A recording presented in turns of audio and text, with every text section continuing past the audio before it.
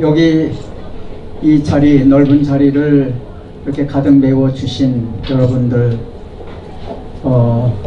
가깝게는 서울, 멀리서는 경상도 저 끝에서까지 이렇게 거리를 멀다 하지 않으시고 이렇게 찾아주신 애국자분들이십니다. 저와 늘 뜻을 같이 하시고 또 1년에 한 번이라도 제 얼굴을 한 번쯤 좀 보았으면 좋겠다, 이런 마음가짐을 가지고 오신 데 대해서 감사와 정겨움을 함께 느낍니다.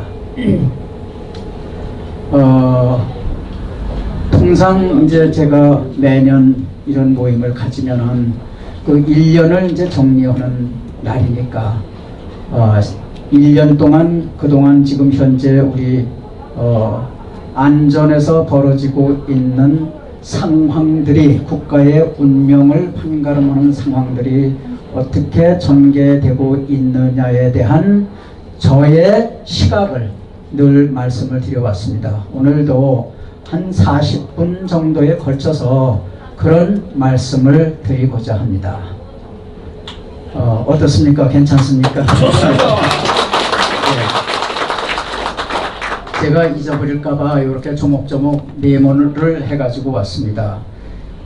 우선 가장 큰 문제, 우리의 운명이 달려있는 문제가 북한 문제입니다. 북한 문제.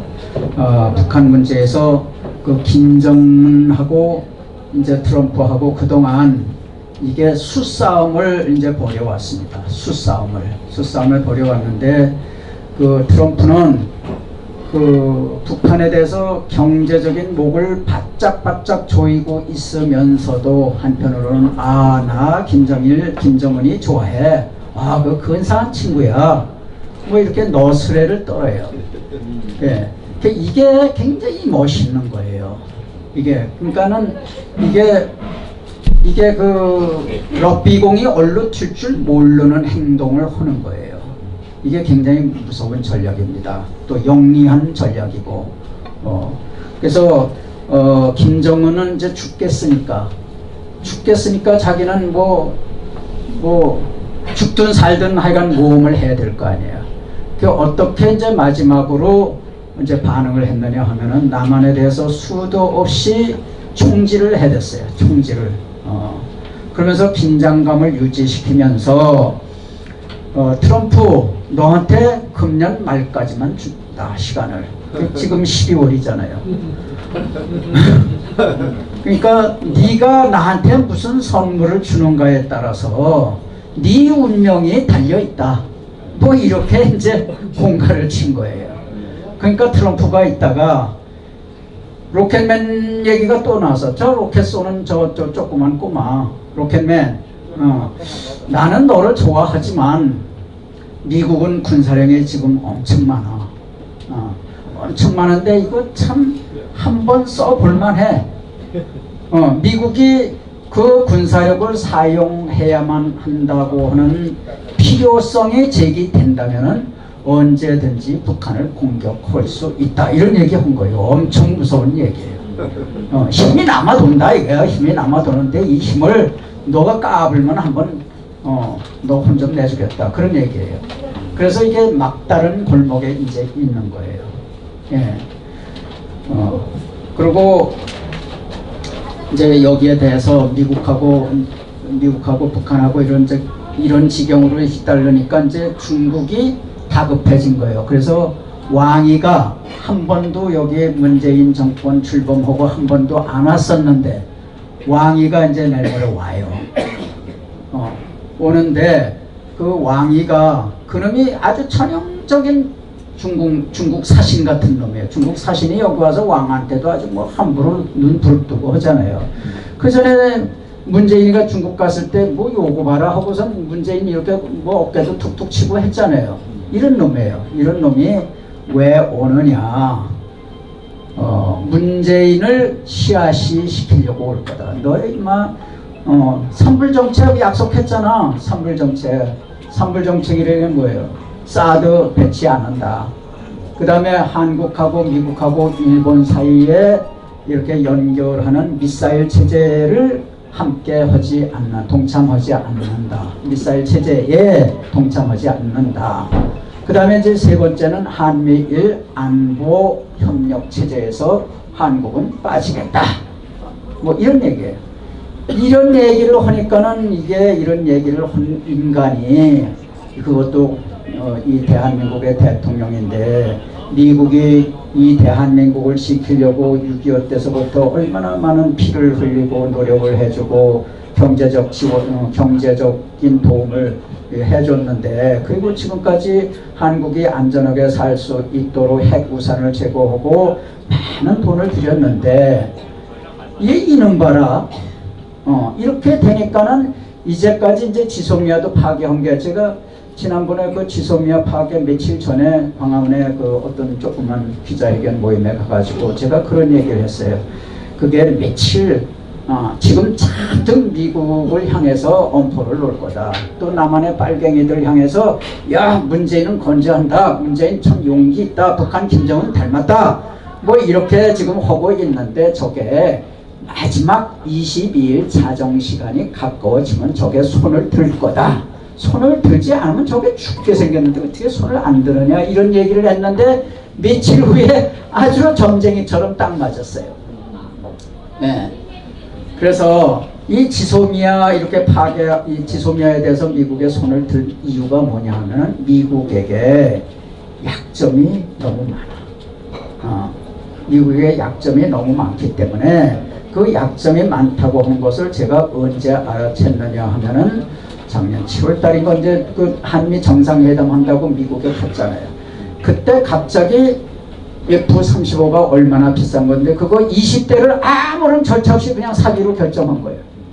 그 약점 없으면 그렇게 안 해요.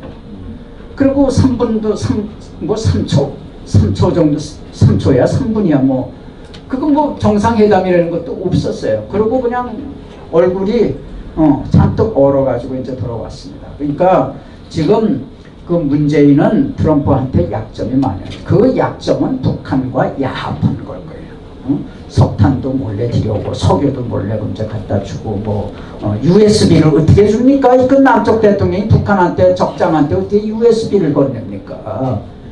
이런 모든 것들을 해서 약점이 딱 잡혀 있기 때문에 이 문재인은 트럼프의 소나기를 벗어날 수가 없습니다. 약점 플레이예요. 약점 플레이. 그러니까 지금 방위비 뭐 5배 늘려라 하니까 많은 우익들도 그래요. 뭐 장군 출신들 거의 99.9%가 그래요. 그건 미국 놈들 너무한 거 아니야 이래. 돈 날도둑이지 날강도지 말이야. 한꺼번에 그렇게 많이 올리는 게 어디 있어. 또 거기서 민주당에서 또 트럼프가 미운 놈들은 또 거기에 트럼프를 또 공격을 하네. 왜 한국은 말이야 많이 부담하고 있는데 트럼프는 그 이제 공격거리로 이제 하는 거예요. 그런데 그 트럼프가 얘기하는 거는 너 임마 돈 자랑 많이 했잖아. 내가 북한에 얼마 주라고 그러면 네가 그 돈 준다며 북한에 그랬잖아요. 트럼프가 주라는 대로 준다고 지가 얘기를 했거든. 그거 북한에 주느니 나한테 줘. 왜 미국한테 주는데 적장한테 주는 거야? 이렇게 되는 거예요. 그 다음에 이게 핵무기가 북한에 없을 때에 대한민국을 지키는 비용하고 핵무기 유도탄이 막 있을 때에 북한을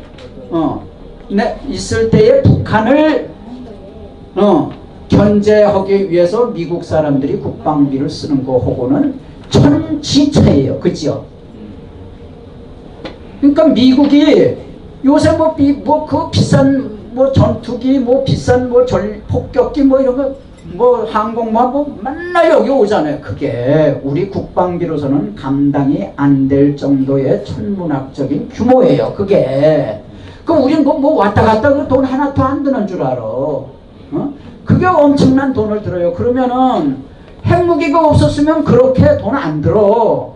그 핵무기 때문에 그렇게 도는데 핵무기 어느 놈이 만들게 해줬냐고. 노무현하고 김대중이가 해준 거 아니에요. 10조를 퍼준 거 아니에요. 10조를. 이명박하고 박근혜가 퍼준 거는 겨우 2천억대예요. 2천억대. 이놈들은 김대중은 3억 좀 넘고 어? 노무현은 6억이 좀 넘는 거예요. 그러니까 10조를 북한에 퍼준 결과로 미국이 이렇게 많은 돈을 쓸 수밖에 없으면 거기에 대한 책임은 한국이 져야 될 거 아니냐 이거예요.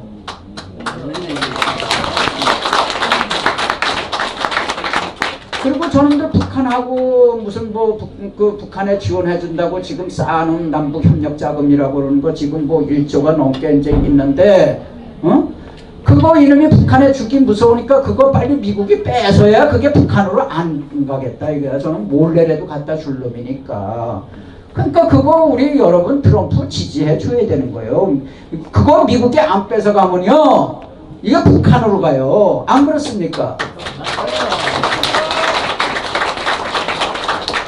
이런 논리로 미국을 옹호를 하면은 누구나 다 이해가 가잖아요. 그런데 이제 뭐 미국을 이제 뭐 이렇게 옹호하고 하는 분들도 이렇게 깔끔한 논리를 제공을 안 하니까 많은 국민들이 미국 도둑놈 아니야 다른 건 다 좋은데 그건 좀 너무하잖아 이렇게 되는 거예요. 그러니까 이렇게 되면은 그 반미 여론을 타가지고 저놈들 또 장난질을 한다고요. 네. 그래서 우리는 이런 거를 많은 주위 사람들한테 얘기를 전파할 의무를 지고 있는 것입니다. 예. 그 다음에 문재인이 있잖아요. 문재인이 지금 보고 있는 거는 국정농단의 범위를 넘었어요. 이거는 권력 마피아야. 권력 마피아 집단이야. 저놈들은 산채에서 산두목진이나 홀놈들이 청와대를 점령해가지고 청와대를 산채로 이제 사용을 하는 거예요. 저놈들이 하는 일은 이게 운동권이라고 하는 거는 이건 염치가 없는 사람이고 부끄러움이 없는 사람들이고 머리가 나쁜 사람들이에요. 왜? 공부를 안 했기 때문에. 공부를 안 했기 때문에 이거 세상 사는 거 남 사기치는 거 이런 능력은 뛰어나지만은 국가 정책을 하고 어떤 큰 공작을 하기에는 역부족이다 그러게요. 내공이 안 쌓여 있는데 제가 하고 싶은 공작을 어떻게 성공시키겠어요. 그러니까 공작 내공도 없는 상태에서 공작을 하다 보니까 지금 막 여기저기서 드러나는 거예요. 이게 예. 그래서 제일 먼저 이제 우리는 조국한테 한동안 빠졌었잖아. 한 3개월 이상 조국한테 빠져 있었잖아. 야 세상에 저렇게 파렴치하고 낯짝이 듣고 온 놈이 세상에 어디 있는가. 그 가족들까지도. 그러니까 거기에 이제 국민이 잔뜩 했는데 그건 어디까지나 개인 비리고, 그죠? 개인 비리고. 근데 이제 공적 비리가 이제 발생된 것이 이제 유재수 사건이에요. 재수가 있는 사람이 유재수예요. 이 친구가 이제 아주 그 옛날에 노무현한테 잘 보여가지고 노무현의 이제 수행 비서도 하면서 문고리 비서였단 말이에요. 문고리 비서라고 하는 거는 예를 들어서 국무총리든 무슨 수석이든 간에 나 대통령 각하 좀 만나고 싶은데 지금 안 되는데요. 다음에 언제 오세요. 이게 문고리 권력인 거예요. 이게 나도 전속부관 했지만 전속부관이 바로 그 장군 바로 문 앞에 앉아가지고 모든 나는 새파란 대위인데 대령들이 대령이 되려고 그러면 몇십 년을 해야 대령령이 돼요. 그 대령들이 야 지대희 저한테 하부한다니까. 어떠셔? 기분 어떠셔? 지금 안 돼요. 요 문고리가 제 전임자 문고리는 소령이고 저는 그때 임시대였는데 임시대 이제 모자르는 대리지 시간 못 채우고 이제 조산을 한 거예요. 이제 7달 만에 나고 뭐 이런 거예요. 그런데 그 앞에 친구는 그런 거 가지고 아주 권력을 행사해가지고 저는 때려 죽일 놈 소리를 대령들 사이에서 엄청 욕을 먹었어요. 그게 문고리예요. 그것을 유재수가 이제 한 거예요, 노무현. 그러니까 그때 그때 문재인이 뭐였어요? 무슨 수석했어요? 지금은 민정수석을 이제 한 거예요. 그러니까는 둘이 서로가 서로에게 잘 보일 이유가 있었던 사람들이에요. 그러니까 문재인의 권력을 그거를 다 지원을 얻고서 이제 별짓 다 하는 거예요. 이게 국장까지 뭐까지 초고속으로 들어가는데 그것도 재경부 정책기획국장이래. 그러면은 정책국장 그게 아주 최고래요. 그거 승승장구 해가지고 그 자리에서 막 이놈 돈도 막 이놈 돈도 얻어먹고 저놈 돈도 얻어먹고 막 얻어먹다가 그것이 이제 걸려가지고 사정의 대상이 됐는데 청와대에 있는 이 사정이 아니라 그 감찰부에서 이제 감찰을 이제 하는데 그 감찰을 하는데 그 감찰을 못하게 시킨 사람이 있다 이거예요. 감찰을 못하게 시킨 사람. 그게 이제 조국 계열인 거예요. 그러니까 이제 조국이 그와 관련돼 가지고 이제 오늘 검찰에서 이제 조국이 있던 그 민정수석을 이제 압수수색을 했잖아요. 지금 오늘 압수수색을 11시 반에 이제 했어요. 그래서 그것이 이제 하면은 그 윗선이 누구냐? 그러니까 그거 사정을 그거를 이제 감사를 하고 있는데 이거를 감사 중단 이렇게 시킨 놈이 이제 백원인데 백원은도 그 위에 놈이 백원은 거 지가 알아서 해요. 문재인하고 친한 사람인데 그러면 그 문재인이 지가 직접 지시를 했던지 아니면은 임종석이 비서실장한테 해서 임종석이 가서 지시를 했던지 이제 이렇게 되는 거예요. 그러니까 오늘 청와대를 수색을 했다고 하는 것은 그게 무슨 얘기냐? 상징적으로 윤석열이하고 문재인하고 붙었다. 막 붙었다. 이게 최후 통첩이다. 너 가만 안 놔둔다. 제가 3개월 전에 제가 파이낸스 센터 앞에서 뉴스타운이 전국 투어를 이제 하는데 그날 이제 처음에 발대식을 하는데 그 자리에 가서 제가 그랬어요. 야, 앞으로는 윤석열이가 호랑이 등을 탔다. 지가 내리고 싶어도 내릴 수가 없다. 지금 조국만 쓰러뜨리고 나서 그냥 스톱을 해버리면은 윤석열이는 문재인한테 가루도 이거 가루가 된다. 이건 죽는다. 그러니까 지가 살려면은 끝까지 문재인까지를 해결을 해야만 지가 산다. 그게 운명이다.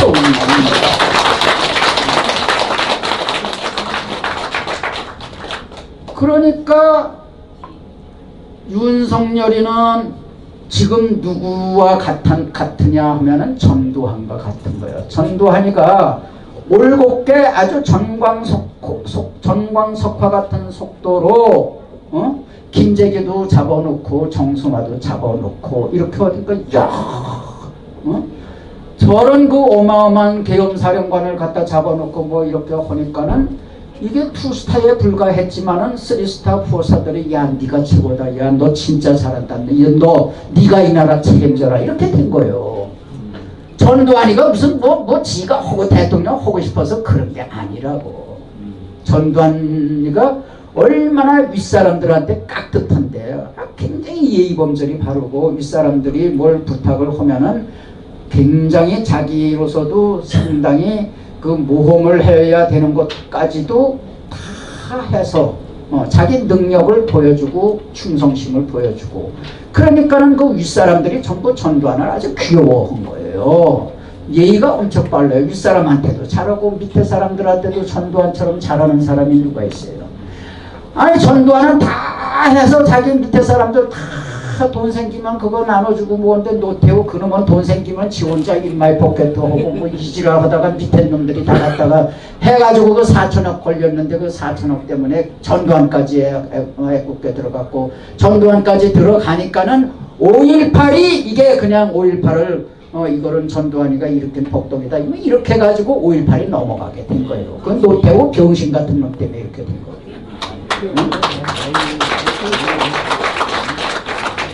5.18이 폭동에서 어떻게 민주화운동이 됐느냐 하면은 노태우가 1990년에 지가 1980년 12월에 이제 지가 대통령이 됐잖아요. 1989년에 이제 총선이 있었잖아요. 총선에서 여소야대가 된 거예요. 여소야대 가지고는 지 리더십 가지고는 지 리더십 가지고는 반대편에 서 있는 사람들을 설득할 수, 설교를 할 수 있는 능력이 없어. 저 황교안이처럼 뭐 설교할 능력이 있어야지.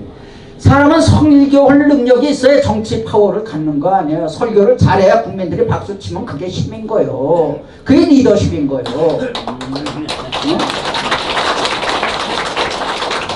그러니까 이런 능력이 없으니까 여러분이 꼼수로 이게 뭘 좀 해보려고 3당 합당을 한 거 아니야. 3당 합당이라고 그러는 게, 야, 김영삼이 너도 들어와라, 김종필이 너도 들어와라, 김대중도 들어와는데 김대중은 안 들어오고, 두 놈이 들어왔는데 두 놈이 가만히 들어가려고 생각을 하니까 거기에 차기에 자기들이 대통령을 해야 되는데 거기 정호용이가 웅크리고 있으니까 정호용 내쫓지 않으면 우리 못 들어간다. 이 자기 동기생 정호용이를 그냥 강제로 내쫓은 거예요. 노태우가 억울하게. 그러면은 나가는 선 내보내는 사람, 쌍한 사람 왜 내보내? 뭐 명분이 있어야 될 거 아니야? 그 명분을 어떻게 했느냐 하면은 정호용 저놈은 말이야 12.12 쿠데타 해가지고 정권을 잡아가지고 좋은 보직을 사령관은 해가지고 광주에서 말이야. 광주에 가서 양민을 학살한 놈이다. 민주화 운동을 탄압한 놈이다. 그래가지고 거기에서 이놈이 노태우가 민주화운동이라고 공식적으로 써준 거예요. 그게 무슨 민주화운동이라고 그러는 게 연구를 해가지고 연구의 결과로 민주화운동이 된 것이 아니라 정치인들끼리 자기의 필요성에 의해서 야합한 거다. 그게요. 그게 폭동에서 민주화운동으로 옮겨간 이게 전환점이다. 그 얘기예요. 우리 그런 거 연구들 안 했으니까 사람들 그런 거 모르잖아요. 그 모르면서 지만원이가 연구해서 책을 내놨으면 그 책을 가지고 이 책 내용 중에 어느 것이 틀렸다 이렇게 해야지. 아니 그 책은 보지도 않고 야 지만원이가 이거 한 거는 말이야 내가 옛날에 가지고 있던 지식하고 틀려. 그러니까 지만원 저 엉터리야. 이건 야만 아니에요. 이게 조선이야. 조선진이야 이게. 여기에 있는 조선진이야. 이게 조선진. 90%의 그 감성 가지고 움직이는 인간들이 조선진이에요. 이게. 아니 학문의 세계에서 학문의 결과를 내놨으면 학문 내용을 보고 거기에서 무엇이 틀렸다고 얘기를 해야지. 이 사람도 이랬고 저 사람도 저랬고 저 사람도 저랬는데 이런 건데 너는 왜 지만은 이 사람들하고 딴소리 하냐. 전두환도 몰랐다고 그러면 전두환이 공무원이지 연구가요? 미시아이가 몰랐다고 하면은 미시아이가 공무원에 집합했지 연구자들의 집합체요. 미시아이가 5.18 연구해 본 적 있어요. 이런 말도 안 되는 거 가지고 판사놈들이 광주 판사놈들이 재판을 하는 거예요. 그러니까는 12월 26일 크리스마스 다음날 제가 4년 동안 받고 있던 5.18 형사 재판에서 그날 결심이 이루어져요. 종결한다. 변호를 종결한다. 그 다음에 날짜 정해서 선고하면 끝이에요. 그날 제가 최후 변론을 하는데 최후 변론은 제가 그날은 기자들도 많이 오고 또 우리 회원님들 많이 오시고 그러니까는 제가 그 기자들을 교육시키는 의미에서 제가 최후 진술을 아주 짧지만은 굵게 제가 지금 만들고 있어요. 그건 엄청 잘 만들어야 돼요. 그래서 제가 지금 그 작업을 하고 있어요. 네. 그게 거기에서 종결이 돼야 광주 놈들이 지만원에는 말이야 광주법원에서 이미 그거 졌다. 광주 판사들이 그게 판사들이냐고. 그게 그 도둑놈들이지. 날강도들이지. 그래서 내가 무슨 표현을 하느냐 하면 2억 4천 제가 물었잖아요. 2억 4천을. 이런 광주 판사놈들이 말이요. 왜 지만원이가 눈을 뻔히 뜨고 있는데 이게 면도칼로 이거 배를 갈라가지고 지만원이가 아파하는 거를 즐기면서 지만원이가 눈물을 흘리는 것을 즐기면서 내 내장을 다 꺼내간 놈들이야. 광주 판사놈들이. 근데 이번에 이렇게 답변서에 내가 이렇게 썼어요. 답변서. 그 판사가 다 읽었을 거예요. 그날도 그 얘기 또 할 거예요. 네. 그래서 그 다음에 이제 그 인종서기가 있어요. 그 다음에 또 이제 뭐냐면 청와대 민정수석실이 한 일 중에서 울산시장의 선거에 개입해가지고 울산시장 지금 하는 소모철인가 하는 놈은 문재인하고 이제 형님 동생 하는 놈인데 아주 절친한 친구인데 그 친구 당선시키기 위해서 청와대가 동원이 된 거예요. 뭐 자세한 얘기는 뭐 여러분들 신문 다 읽으시면 그 동원이 됐으면은 이게 무슨 얘기냐? 이거 하나만 울산시장 하나만 그런 짓을 한 게 아니라 여러 개를 그 짓을 했다는 거예요. 지금 800년. 그러면은 이건 탄핵이 아니라 전문 끌어내 가지고 몽댕이로 쳐서 카다피처럼 없애버려야 했다고.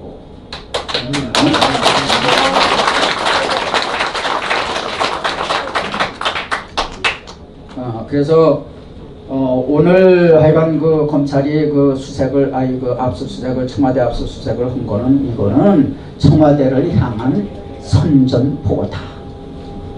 그래서 많은 사람들이 그래요. 내가 야 그럼 지금 말이야 이거 저쪽 여쪽에도 지금 사람이 없고 마땅한 사람이 없고 야쪽에서도 뭐 사람이 없고 황교안이 뭐 황교안은 아니 지금 그 단식을 하고 왔는데도 그거 하나도 안 오르잖아 인기가.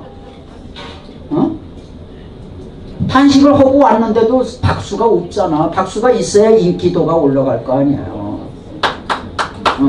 그 없는 거예요. 없는 거예요. 그러니까 그거 가지고 안 돼. 그거 가지고 안 되니까 제가 굉장히 답답한 거예요. 답답한데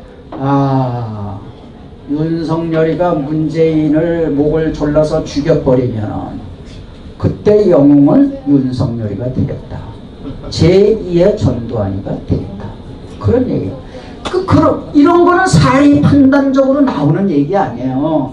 그런데 박근혜 좋아하는 사람들 지만한 그 말이야 저 윤석열이 그놈은 아주 천천지 원수놈인데 그놈은 그럼 얘기 꺼내는 것도 싫어. 이래 되면은 이건 애국이 아니야. 이거는 애국이 아니야. 그러니까 이게 반일 정족주의 있잖아. 반일 정족주의 저 서울대학교 이영훈 교수가 이제 썼는데 그게 일본에서 번역을 했는데 첫 판에 얼마를 발행을 했냐면 6만 부를 발행한 거예요. 지금 얼마 안 되는데 30만 부가 팔렸대요. 이게 뭐냐? 한국 사람들은 독서를 안 해. 일본 사람들은 독서를 해. 그러니까 일본 사람들 위지, 훨씬 위지. 독서라는 게 뭔데? 다른 사람들로부터 지혜를 얻어 빨아들이는 거 아니에요. 그 지혜를 빨아들여 가지고 항상 사색을 하고 생각을 하면은 항상 남한테 속지 않는다 그러죠. 분석력이 있는 사람들은 남의 얘기에 안 넘어가요. 욕심이 있는 사람이 사기를 당하듯이 속이 비어 있는 사람들이 사기를 당하는 거예요. 속이 비어 있으면은 그 머리는 먼저 채우는 사람이 주인이야, 임자야. 그러니까는 이 한국 사람들이 대부분 독서를 안 하기 때문에 먼저 선동하고 그 선동당하면은 그 사람의 종이 되는 거예요. 우리 대한민국 국민들 애국하려고 그러면은 독서를 해야 된다고. 독서를 사색을 해야 되고. 그래서 제가 인기 없는 방송을 하는데 지만한 TV 하는데 이제 바쁜 날은 이제 못하고 이제 하면은 얼마 안 들어와. 몇천 명 들어와. 이게 공부가 싫은 거예요. 요새 4.3 강의 하는데 어떤 사람은 아주 엄청 재밌다고 그러는데 근데 안 들어오잖아. 들어온 사람은 엄청 좋다고 그러는데 안 들어오잖아. 그거 귀찮다. 짤막짤막하게 아주 핵심만 하면 있는 현상 지금 이런 게 일어나고 있습니다. 그러고 맴하고 맴이 날아가는 거 아니야. 그거 좋다는 거야. 그거 이게 수준이야. 네? 자, 그 다음에 인종석의 의미가 있어. 인종석 저 때려 죽이려다가 저한테 죽어요. 지금 그렇게 생겼어. 제가 인종석 청와대에 있을 때 모든 사람들이 그렇게 생각했잖아요. 인종석이가 북한 서열, 빨갱이 서열에서 대통령보다 더 높다고. 맞아요. 그러니까 인종석이 얼마나 겁나요. 근데 사람들은 인종석이를 찍어야 될 텐데 문재인을 막 찍는 거예요. 아니 문재인이가 얼마나 찍어야 그 사람이 넘어가요. 그게 그건 넘지도 못할 산 아니에요. 그러니까 제가 이게 인종석을 찍자. 그렇게 그래도 인종석 찍는 사람이 없어요. 저 혼자 인종석을 찍다가 저도 걸리고 제 글을 또 뉴스타운에 퍼갔다가 뉴스타운도 걸리고 그래가지고 민사소송은 3억이 걸리고 3억이 형사소송에 이제 걸렸는데 형사소송 때 제가 판사가 제가 그 주장했어요. 임종석 여기 증인 세워달라. 나 그 사람한테 물을 게 있다. 왜 그러냐? 아니 임종석이 족적하고 임종석이 머릿속에 있는 사상을 끄집어내려고 그러면은 임종석을 갖다 놓고 내가 신문을 해야 그 사상을 끄집어낼 거 아니냐. 그 변호사가 여기서 어떻게 하느냐. 이렇게 하니까 먼저 권성우 판사라니까 아이 뭐 그거는 뭐 많은 소리가 있으니까 뭐 그럴 필요 없습니다. 그거는 재판장님한테서는 공정한 재판을 받을 수가 없다고 생각하니 기피를 하겠습니다. 그 기피 신청한 거예요.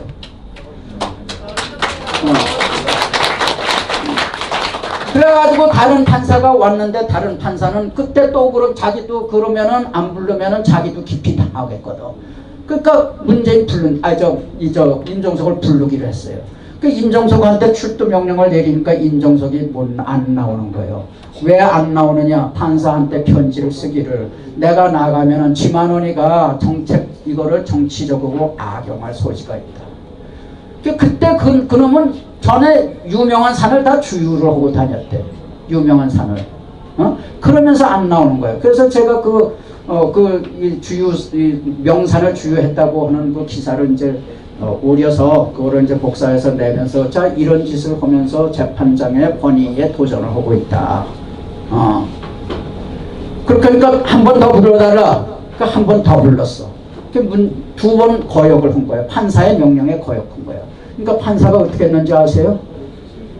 문재인이 낸 서류는 하나도 없고 문재인 변호사가 낸 서류가 3개인데 고소장에서부터 그거 전부 증거로 인정 안 한다 이랬어요. 임종석.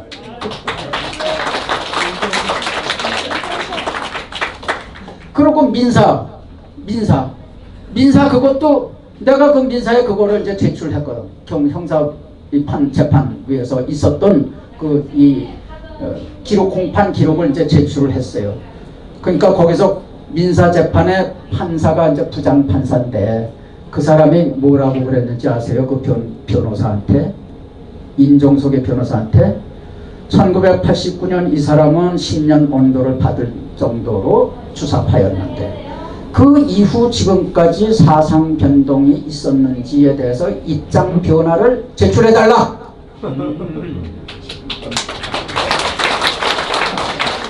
그러니까 변호사가 그건 양심의 문제 보자. 제출하십시오. 이런 거예요. 판사가 두 말 말고 그러면 서면을 통해서 제출하겠어. 이렇게 된 거예요. 여러분 가만히 생각해 보세요. 지가 전향을 했다고 그러면 북한에서 매맞아. 북한에서 매맞지. 그 전향했다고 그러면 남한의 수많은 빨갱이 집단으로부터 이제는 사람 취급을 못당해. 지 청춘을 채우고 있던 게 그런 빨갱이 운동인데 그걸 전부 부정하면은 지 청춘에 남는 게 하나도 없어. 그러니까 이놈은 자기가 전향했대 소리를 못하는 거야. 죽어도.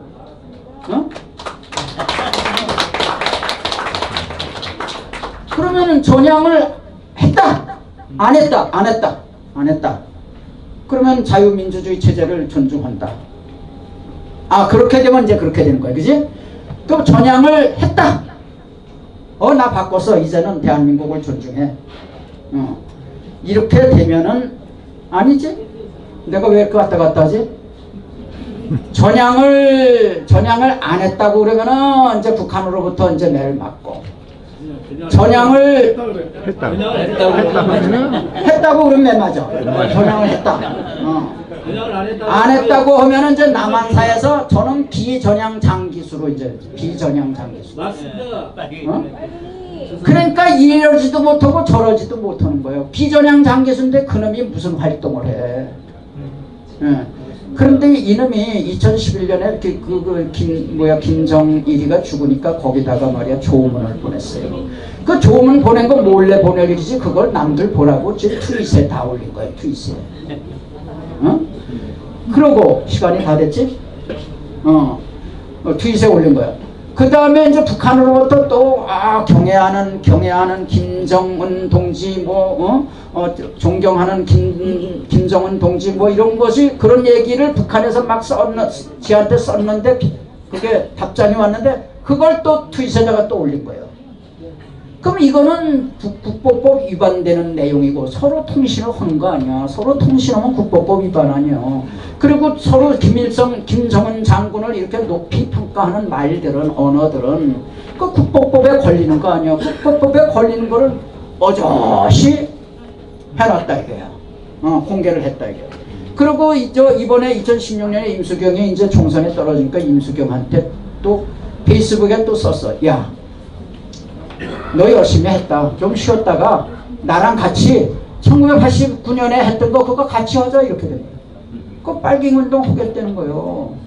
그래서 너 요런 증거를 다 해가지고 이제 어제 이제 재판부에 보냈어. 재판부에 보내가지고 이제 오늘 보니까는 도착이 됐더라고. 그러니까는 이거는 요 다음번 재판이 상당히 기다려진다 이게요. 그러니까 재판이 항상 괴로운 거는 아니야. 항상 괴로우면 내가 스트레스 걸려가지고 안 걸려서 죽었지. 항상 괴로운 게 아니야 이게. 이게 투사야. 이게 투사야. 이게 논리죠. 그러니까 어떻게 재판이라는 거는 어떻게 하면 글을 잘 써가지고 요걸 읽는 판사의 머리를 내 편으로 돌려놓을까? 근데 그게 빨갱이가 읽으면 안 돌아간단 말이야. 그거예요, 그거. 그 다음에 시간이 됐지. 그 다음에 이제 그게 이제 임종석의 의미야, 그죠? 그러니까는 내가 그런 임종석은 이제 정치계 떠난다고 그랬어. 이제 임수경이하고 이제 그 짓 한다고 그랬어. 임수경이하고. 그 인간도 아니야. 그러면 그거까지를 내가 판사가 느끼도록 내가 썼으니까. 그래서 판사한테 이놈은 이러지도 못하고 저러지도 못할 처지다. 이런 이치에 있는 놈이 권력 사법부를 권력 밑에 종속시키려고 사법부를 농락하면서 지 권력에 순종하라. 이런 식으로 이게 소송한 거 아니냐 말이야. 이런 놈 때려 죽이고 싶다. 뭐 여기 때려 죽이고 싶다는 아니지만 하여간 참을 수가 없다. 분노 이게 솟아나는 공분을 억제할 길이 없습니다. 이렇게 쓴 거예요. 그 다음에 이제 마지막으로 한국당, 우리의 희망 한국당. 한국당이 지금 둘로 쪼개져. 그죠? 나경원이를 그걸 제 신임을 안 했거든. 나경원이를. 그래서 나경이가 나가면서 지금 한국당에 네 분이 일고 있어. 근데 이게 황교안이가 그렇게 그 나경원이 뭐 고분고분하지 않으니까 내쫓은 모양인데, 그러면 자기가 지 마음대로 한다 이게요. 지 마음대로 하면 여러분 그 단식 그 사람 참 고생을 많이 했어.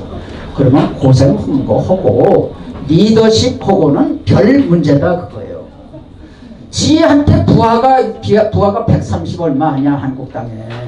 그 자기가 부리는 병졸이란 말이야. 병사들이란 말이에요. 그럼 그 병사들을 이용을 해가지고 싸움에 이기는 것이 장수 아니야. 근데 지금은 그 사람들은 130명 놔두고 내번져 버리고 지 혼자 가서 단식을 하고 자빠지니 몸으로 때우는 장수가 무슨 뭐 장수야. 장수가 어떻게 몸으로 때울 생각을 하냐고. 이거 자체가 벌써 이게 개념이 없는 거예요.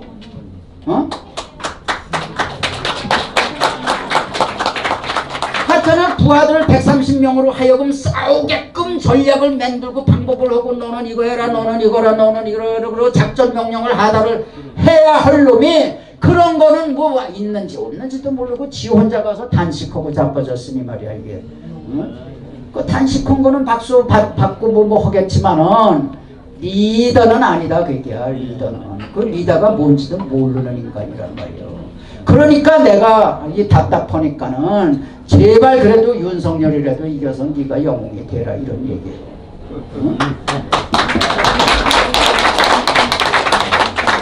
근데 여기에 말이야. 여기에 황장엽이가 황교안이가 이제 답답한 게 황씨가 말이야. 황장엽이도 있고 뭐 황씨 계세요? 그래서 이게 이 김현장을 황교안이가 응? 특보를 응? 특별보좌관 특보로 했는데 특보가 여러 명이야. 그 중에 리더 최정상의 특보가 김현장이야. 김현장. 그 김현장이 어떤 놈이냐 잠깐 좀 소개해 드릴게요. 요거까지만 소개해 드리고 제가 끝낼게요. 재미있죠?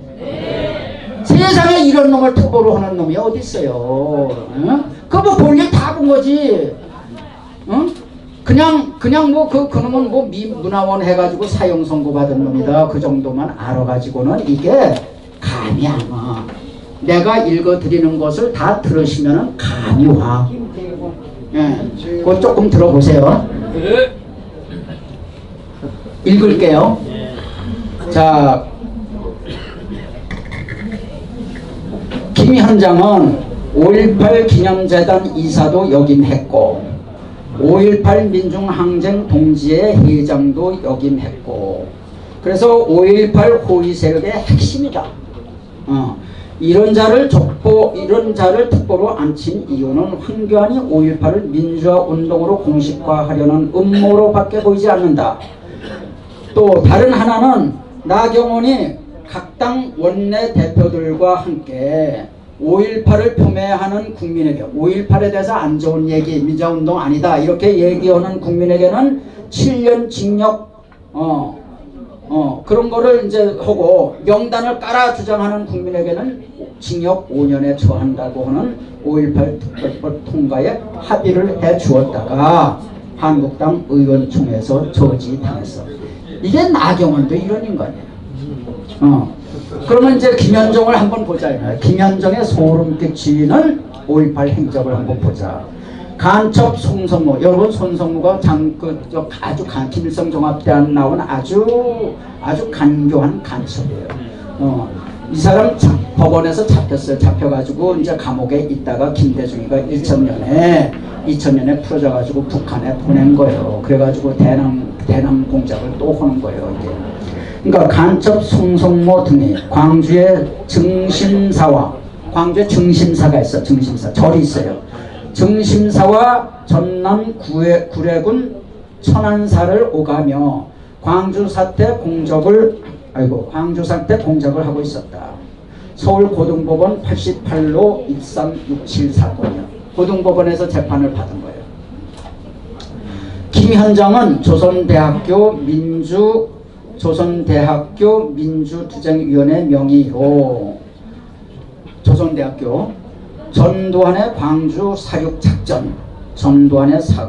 사육작전이라는 문본을 작성했대. 김현장이가 전두환이가 광주 사건 사육작전을 작성했대. 광주 사태가 일어나기 직전 조선대학교 민주투쟁위원회가 증심사 절에서 회동하였고 김현장은 천안사에 기거했대. 구례에 있는 천안사에 기거를 했대. 김현장이가 그렇다면 김현장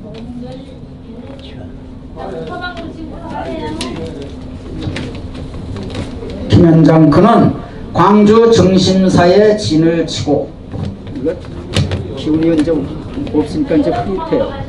증심사에 진을 치고 폭동 반란을 주도했던 간첩 손성모와 직접적으로 접선했다는 의심을 받을 만하다. 그는 손성모가 간첩인지 몰랐다고 주장을 하겠지만 5.18에서 김현장은 적어도 간첩 손성모에게 아주 중요한 남조선 측의 정보 지원자였을 것이다.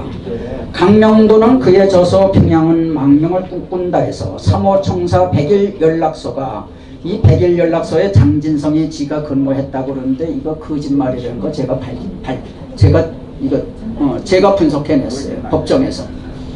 100일 연락소가 지어낸 광주 사태 유언 비어들은 그 100일 연락소가 광주 사태에 놔두는 유언 비어들을 100일 연락소가 다 지어낸 거예요. 그거를 지금은 현재 TBS니 MBC니 요새 어저께 그저께 뭐라고 얘기하냐면 그 유언 비어들은 전두환이가 전두환이가 이거 만들어낸 이 민간복을 입은 게릴라 편의대 소행이라고 지금 몰아가고 있는 거예요. 그것이 편의대 소행이 아니라고 하는 것을 제 글을 읽으시면 이제 아실 거예요. 광주사태 이혼기어들은 절에서 암약하는 간첩들에게 전달되었다고 했고, 김현장은 1980년 5월 20일 그 절에서 자기를 접선하는 이들이 불러주는 대로 전두환 광주 사력 작전이라고 하는 제목의 문건을 작성하였으며, 전주에 있는 천주교 신부 문정현은 카톨릭 전국 네트워크를 이용하여 이 악성 유언기어를 단숨에 전국에 퍼뜨렸다. 그런데 김현장이 작성했던 유언기어 문건은 과연 이런 어떤 내용이었을까? 아, 민족사의 대비극이다. 하늘은 어찌 이리도 무심하단 말인가. 서울에서 급파된 3천여 명의 공수 특전다들은 대검을 빼어들고 미친 망나니처럼 호박을 자르듯이 닥치는 대로 찔러 피가 강물처럼 흐르는 시체들은 군 트럭에다가 내다 던지고, 그것도 부족하여 달아나는 시민들과 어린 여학생들을 대문까지 부수고 끌어내어 시민들이 보는 앞에서 대검으로 난자하였다. 이때 공수특전단의 구호는 젊은 놈들은 모조리 죽여버리라 하였으니, 전두환의 친위대 공수특전단에 의하여 무참히 살육당한 광주 시민의 참상을 필설로서는 설명할 수 없고 눈뜨고는 볼 수 없었으니, 광주 시민 70%는 죽어도 좋다. 개 몇 마리 잡았느냐. 이런 이야기는 공수특전들의 입에서, 이런 이야기들이 공수특전단들의 입에서 구호처럼 나온 이야기다. 더욱 분노를 금치 못하게 하는 것은 이러한 사육작전에 앞서 경찰 간부들의 가족은 모두 안전지대로 피난했다는 사실이다. 김현장 1980년 5월 21일 유언비어 문건 전두환 광주 사육작전 중에서 전두 김현장이가 전두환 사육작전 그거를 간첩이 불러주는 대로 다 써가지고 이걸 퍼뜨린 거예요. 그것이 광주의 유언비어예요. 그것이 광주의 유언비어. 그런데 그것을 김현장이가 했는데도 불구하고 지금 방송부 MBC, KBS는 뭐 전두환이가 만든 뭐 편의대에 의해서 유언기어가 만들어졌다, 이 짓들을 하는 거예요. 그러니까 모든 지금까지 나타난 거 법정에서나 법정 밖에서 이게 한 거는 광주에서 이 폭동 주역들은 광주 사람이 아니라는 얘기야. 거기까지는 증명이 된 거예요. 그것이 전두환이가 들여보낸 편의대가 공수부대를, 교도소를 지키고 있는 공수부대를 공격했다 그러면 전두환은 벌써 사형당했지 지금까지 있느냐고 말이라고 하느냐고. 저놈들이 머리가 그렇게 나쁜 거예요. 근데 방송 뭐 이런 거를 이제 가지고 막 하니까는 이게 머리가 빈 국민들은, 독서가 없고 사색이 없는 국민들은 그걸 그대로 믿는다 그거예요. 그러니까 여기에 계시는 깨어나 계시는 여러분들이 그 사람들을 계몽을 하셔야 됩니다.